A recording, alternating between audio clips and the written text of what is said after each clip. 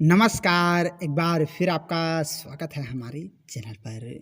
गुलजार और जावेद अख्तर से लेकर समीर अंजान और फिर आज के दौर के जाने माने गीतकार इरशाद कामिल तक अनेक ऐसे गीतकार हैं जिन्होंने महान गीतों की रचना की, जिन्हें हम अक्सर लोगों को गुनगुनाते हुए देख सकते हैं।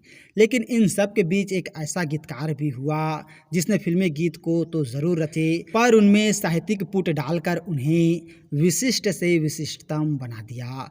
इस महान लेखक एवं गीतकार का नाम है योगेश गौड़। यूँ तो इनका नाम योगेश गौड़ है, लेकिन पहचान मिली योगेश के नाम से। और दोस्तों, मैं आप लोगों को बताना चाहूँगा ज़िंदगी कैसी है पहली और कहीं दूर जब दिन ढल जाए। जैसे अमर गीतों को लिखने वाले योगेश साहब का जन्म 19 मार्च 1943 को नवाबों के शहर लखनऊ में हुआ था और ज़िंदगी के शुरुआती दिन बड़े अच्छे से गुजरे।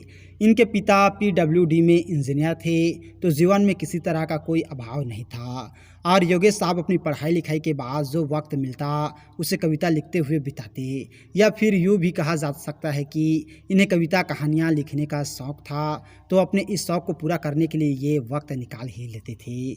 सब कुछ सही चल रहा था कि अचानक इनके पिता की मृत्यु हो गई और पिता का इस दुनिया से जाना उन पर परेशानियों का पहाड़ टूट पड़ा।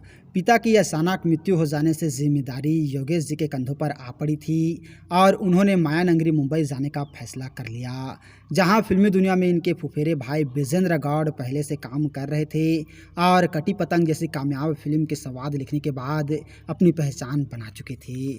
और इस बात को ध्यान में रखते हुए योगेश जी ने अपने दोस्त सत्य प्रकाश सत्तू के साथ विजेंद्र गौड़ से मिलने का फैसला किया। लेकिन उनसे मिलते ही योगेश जी के ख्वाबों का महल जो इन्होंने लखनऊ में चलते वक्त बनाया था, वह किसी रेत के महल की तरह एक झटके में बिखर कर जमींदोज हो गया और विजेंद्र गौड़ की ओर से योगेश जी को कोई सही मार्ग नहीं मिला। इससे यह निराश हो उठे और वापस लखनऊ जाने की ठान ली। लेकिन इनके दोस्त सत्य प्रकाश सत्तू ने इनकी टूटती हिम्मत को सहारा दिया और इन्हें अपनी तरफ से हर तरह से मदद देने का वादा किया। इसके लिए उन्होंने खुद नौकरी की और सीताराम नाम की मिल में सत्य प्रकाश नौकरी करने लगे और दूसरी तरफ योगेश फिल्मी दुनिया में अपने पैर जमाने लगे। और इस बारे में खुद योगेश जी ने स्वीकार किया कि इनके दोस्त सत्य प्रकाश इनके साथ ना होते तो फिर ये मुंबई में नहीं टिक पाते। और लंबी कड़ी मेहनत करने के बाद आखिरकार इनकी मुलाकात फिल्म निर्माता रॉबिन बनर्जी से हो गई, जिन्होंने एक फिल्म के लिए इन्हें 6 गीत रिकॉर्ड करवाए और हर गीत के लिए योगेश जी को 25 रुपये का भुगतान दिया। और इसके बाद तो रॉबिन बनर्जी ने अपनी अगली 7 फिल्मों के लिए गीत योगेश से ही लिखवाए और प्रति गीत मेहताना 25 रुपये ही रहा। इस तरह योगेश जी को फिल्मी दुनिया में एंट्री मिल गई थी और इस एंट्री के साथ ही एक पहचान भी, भले ही थोड़ी ही सही, लेकिन दोस्तों अब फिल्मी दुनिया में योगेश जी का जाना पहचाना नाम होने लगा। और फिर एक दौर ऐसा भी आया जब योगेश जी ने हंसता हुआ नूरानी चेहरा और तुमको पिया दिल दिया जैसे गीत रची और जिसे लोगों ने बहुत ही ज़्यादा पसंद किया। हालांकि योगेश जी कवि थे और साहित्य से जुड़े रहे थे, लेकिन अभी तक इन्होंने जितने भी गीत रचे थे वह साहित्यिक पुट से वंचित थे और यही कारण है कि इनके अंदर का कवि बहुत जोर से हिलोर मार रहा था कि वे ऐसा गीत रचे जिनमें साहित्य का भी पुट हो। और दोस्तों, फिल्मी दुनिया में योगेश जी की मुलाकात प्रसिद्ध संगीतकार सलील चौधरी की पत्नी सविता बनर्जी से हुई और पहली ही मुलाकात में सविता योगेश जी की प्रतिभा से प्रभावित हुई और उन्होंने योगेश जी को सलील दास से मिलवाने का फैसला किया। और एक दिन सविता योगेश जी को सलील दास से मिलवाने के लिए इन्हें अपने घर ले गई। उस वक्त सलील दा किसी किताब को पढ़ने में मसरूफ़ थे, तो मुलाकात ना हो सकी और योगेश जी को सलील दास से बिना मिले ही लौट जाना पड़ा।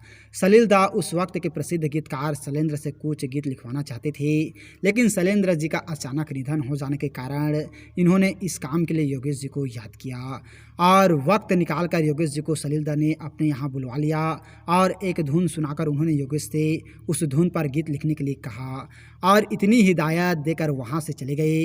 और इस पर हुआ यह कि योगेश जी सलील दा की बताई हुई धुन भूल गए और इन्होंने सलील दा के असिस्टेंट से वह धुन दोबारा बताने के लिए कहा, तो उसने इन्हें झिड़क दिया।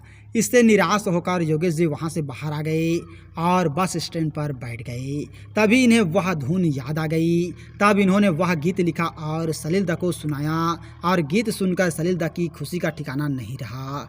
उन्होंने योगेश जी की बाखूबी तारीफ की और सलील के असिस्टेंट की झिड़की ने योगेश जी को निराश ज़रूर किया था, लेकिन कुछ ही वक्त के लिए इसके बाद योगेश जी अपनी ऊर्जा को समेटा और कहीं दूर जब दिन ढल जाए और ज़िंदगी कैसी है पहली जैसे कालजयी गीतों की रचना कर डाली, जिन्हें वर्ष 1971 में रिलीज हुई फिल्म आनंद में जगह मिली।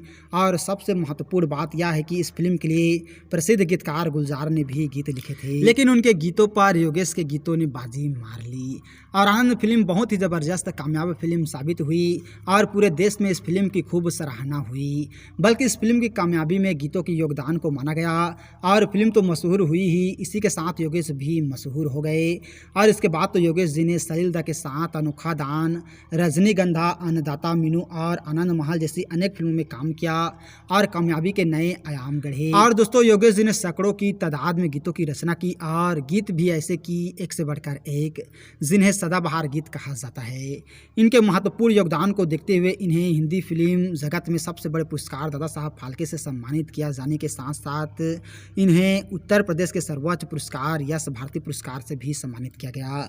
केवल अपने गीतों से कई फिल्मों को कामयाबी दिलाने वाले योगेश दा 29 मई 2020 को इस दुनिया से अलविदा कह गए और पीछे छोड़ गए अपने गीतों की एक बहुत लंबी लिस्ट।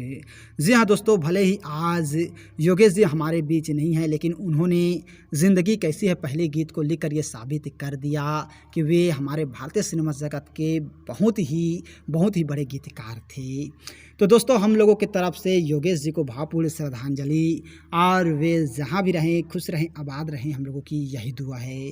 तो और ऐसे जानकारी के लिए अगर अभी तक आप लोगों ने हमारे चैनल को सब्सक्राइब नहीं किए हैं तो प्लीज़ दोस्तों हमारा चैनल ज़रूर सब्सक्राइब कीजिएगा, और वीडियो को अभी तक लाइक नहीं किए हैं तो लाइक कीजिएगा, शेयर कीजिएगा। थैंक यू दोस्तों हमारे वीडियो वॉचिंग करने के लिए।